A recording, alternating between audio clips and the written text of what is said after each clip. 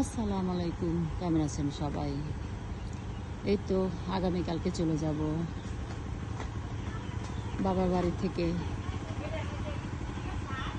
এই বাড়িটায় একটা সময় বড় হয়েছি, ছোটবেলা কাটিয়েছি, কিন্তু এখন দেখেন মেহমান হিসাবে আসতে হয়। মেয়েদের জীবনই এমন,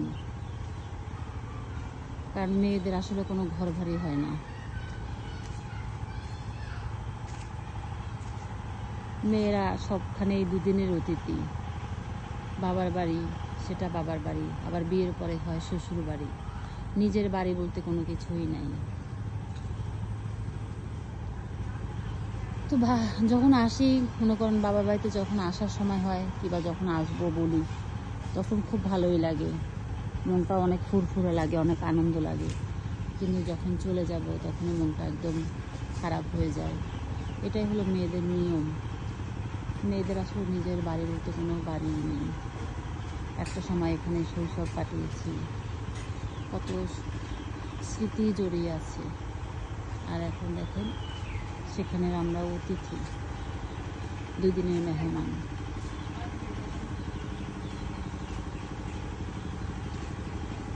তো আমি আর আসলে বলার ভাষা কিছুই খুঁজে পাচ্ছি না।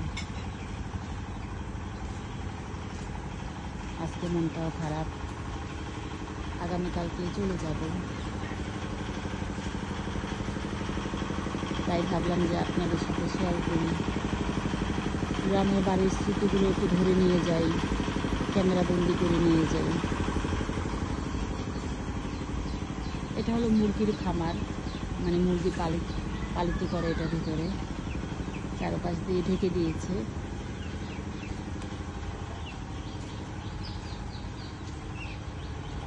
নিজে দেখেন,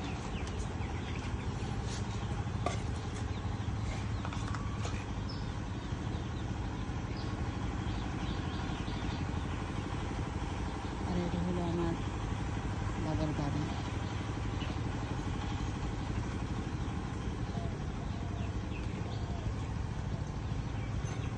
আর এটা হলো আমাদের মানে পুকুর, আর একটা পুকুর আছে ওই পাশে অনেক বড়। এটা হলো একেবারে নিজস্ব।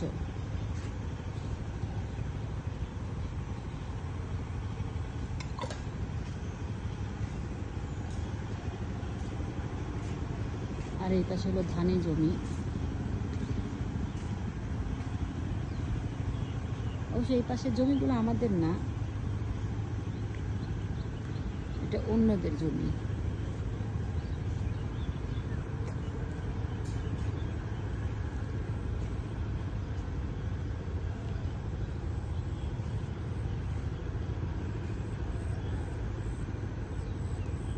আর এই যে সামনের সাইড যে ধানের জমিটা দেখতেছেন, এটা হলো আমাদের, একদম এই মাথা থেকে ওই শেষ মাথা পর্যন্ত। দেখা যাচ্ছে না গাছের আড়ালে। এখানেও লাগাচ্ছে, মানে এটাকে কি বলে, ইরি ধান লাগাচ্ছে।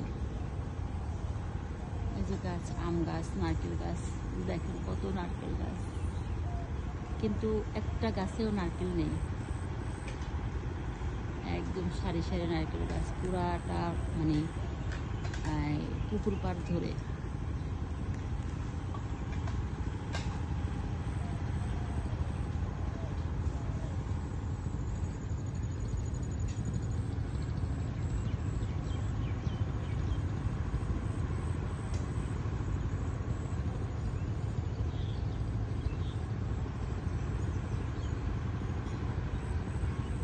গ্রামে আসলে না আসলে মানে যে কদিন থাকি একদম এত ভালো লাগে, সব মানে সব কিছু ভালো লাগে।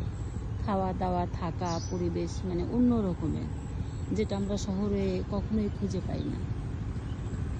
এটা আসলে যারা গ্রামে না যান তারা অবশ্য বুঝবেন না। আর যারা গ্রামে যাওয়ার অভ্যাস আছে, যে বছরে একবার দুবার যান, তারা অবশ্যই এই জিনিসটা ফিল করতে পারবেন। আমার তো দম বন্ধ হয়ে আসে যদি বছরে একবার না আসি। সবসময় তো আসতে পারি না, কিন্তু বছরে একবার হলেও আসতে হবে। আর যদি কোনো অনুষ্ঠান থাকে, কোনো কিছু থাকে, তখন তো আসতে হয়, সেটা আলাদা কথা।